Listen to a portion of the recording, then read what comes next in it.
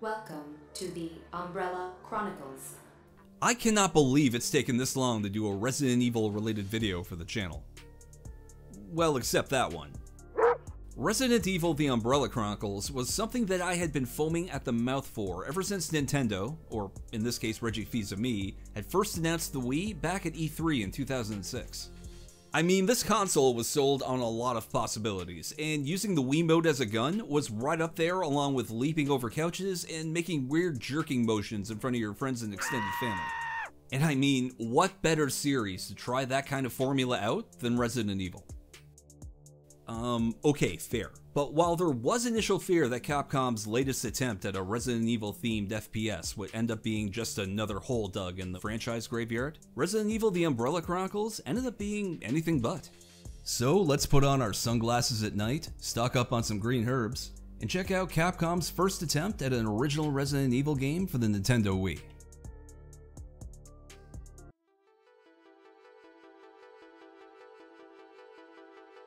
As mentioned before, The Umbrella Chronicles is an on-rail first-person shooter originally made for the Nintendo Wii. The game is broken up into several different chapters, mostly covering key events from the franchise's history, circa 2007. You, and in most cases a friend, can relive the events of Resident Evil 0, Resident Evil 1, remake version, as well as Resident Evil 3 Nemesis, plus a little Resident Evil 2 thrown in there for good measure. See, Resident Evil 4 had already dropped by this point, and one of the most jarring things for most players at the time was the part in the intro where we learned that Umbrella completely dissolved between entries 3 and 4. I mean, it made sense. Once the US government has to intervene with a goddamn nuke to clean up your mistakes, it's pretty much over for you as a business at that point. The story of The Umbrella Chronicles is meant to map out both the company's involvement in the events of the original trilogy, as well as the final days of the company that we didn't get to see prior. The game normally gives you the choice of series protagonists like Rebecca Chambers, Jill Valentine, and Chris. But the deeper you get into this game, it starts to become clear that the real main character of The Umbrella Chronicles is series antagonist Albert Wesker. The main mission serves as a sort of greatest hits version of the events from the series, but the real meat of the story is in the extra missions, which mostly have you playing solo as Wesker.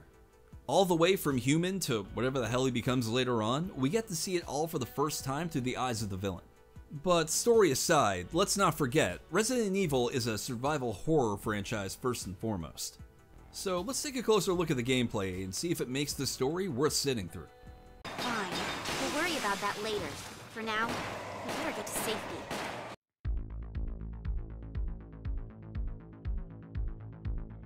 I feel that just about anybody's first impression from looking at gameplay footage from the Umbrella Chronicles would be, yeah, that looks like a Wii shooter alright.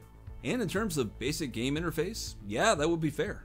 The controls are Wii simple. Press B to fire, A to pick up items, and hold down A while shaking the Wiimote to swing your knife around.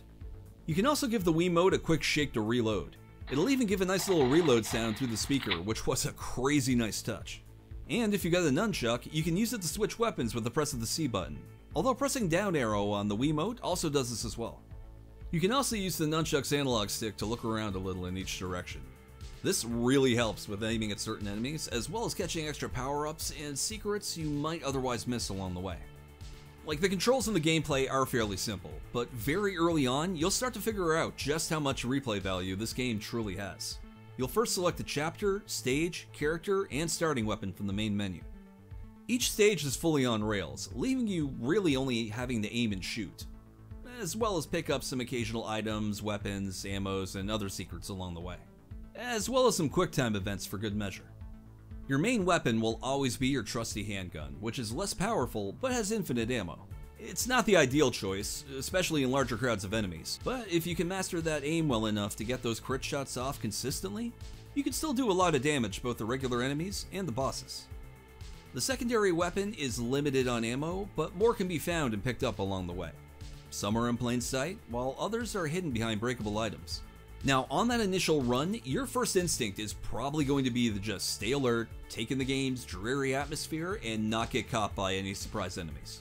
But that impulse goes away pretty fast as soon as you realize that 1, there are secrets hidden everywhere, and 2, there is no grading for accuracy.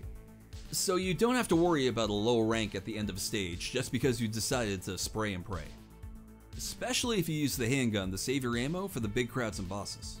Which is also great because you'll receive bonus stars, oh I get it now, that can be used to upgrade your secondary weapons. And the further into the Umbrella Chronicles you get, the more you'll need those upgrades to progress.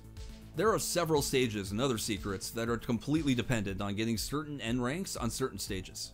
So yeah, the more weapons you unlock and the more upgrades you get for them, the easier going back to previous chapters for a better score is going to be. But on the downside, there's a lot of backtracking to get most of your arsenal upgraded.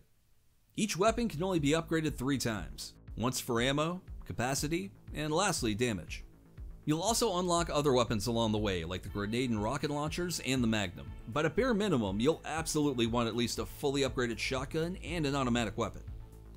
Certain weapons are better for certain stages, but which ones only become apparent after a few replays. It can be a real heartbreaker to get all the way to a boss, only to realize that you picked the wrong sub-weapon.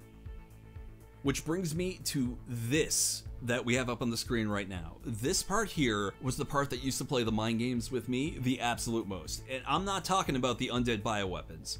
I'm talking about the menu screen when you tried to exit back into the main menu. This made me sweat the first time it popped up after trying to go back for a bit more weapon grinding. But for the record, you can hit that trash bin. It won't delete your save. Hey, I just unclenched. Of course, like any good on-rail shooter, this game is best played with a friend. With a partner at your side, clearing stages at a higher rank becomes a more doable goal. You also share a health bar, which is a blessing or a curse depending on which one you use the weaker link. Also, the QuickTime events become a lot more challenging since it requires both of you to hit the button prompts perfectly. And the later into the game you get, the more your friendships are going to get tested. But still, there aren't many scenarios where zombie shooting is made worse by doing it with a friend. Unless they're the type to get bit and try and hide it.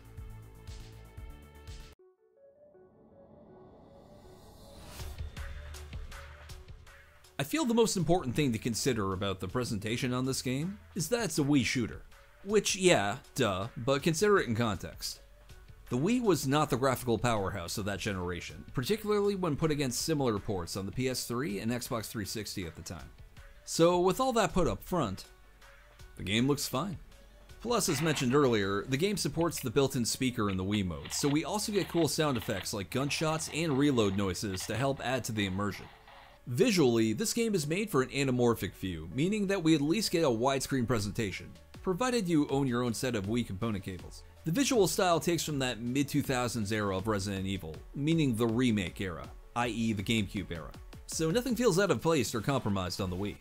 The game's lighting is probably its biggest standout feature, and ties a little bit more into the gameplay than I originally remembered.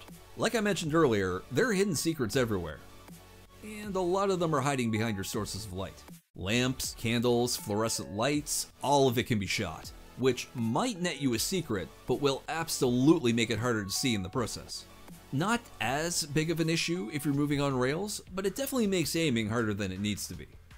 Although it does add to that risk reward and suspense factor, so at least there's that. As for the voice acting, I mean, it's Resident Evil. It's not the type of camp we saw from the original entries, but it's still definitely its own kind of camp. Help will come. I'm sure our captain is out there somewhere. There weren't really any returning voice actors that I noticed, but the fact I even had to go back and check speaks pretty highly to the performances. Though after scrolling through IMDb, I learned that voice actors Megan Hollinshed and DC Douglas have some intimidating bodies of work under their belts.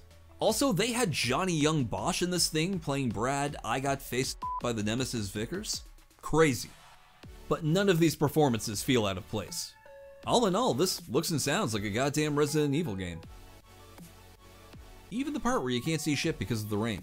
They're here too. We don't have much choice but to keep going.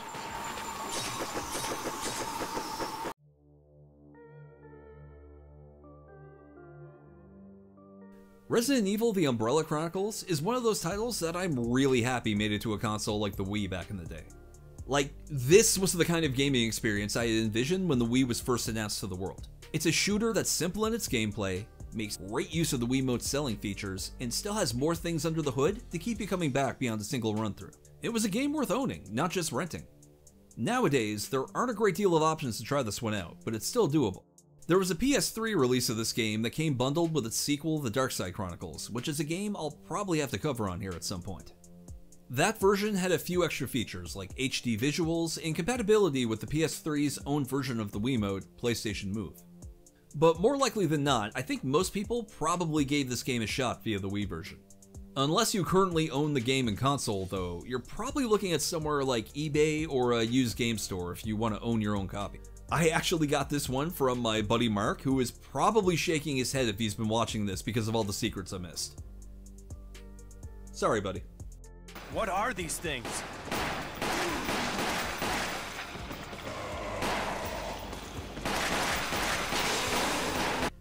Hey everyone, Tim here. Thanks for watching and for sticking it out until the end of the video. Sorry for the delay in between videos. I had to start trying to divorce myself from Adobe, and getting adjusted to new editing software has been taking some time. In the meantime though, you can always check out some of our other videos on our channel page, or in the description below. And of course, all the usual YouTube things are a big help over here. Liking, commenting, subscribing, even a single watch, all of it means more than I can properly convey in an outro message. But, as always, this has been Tim from Haruokay, and until next time, stay tuned.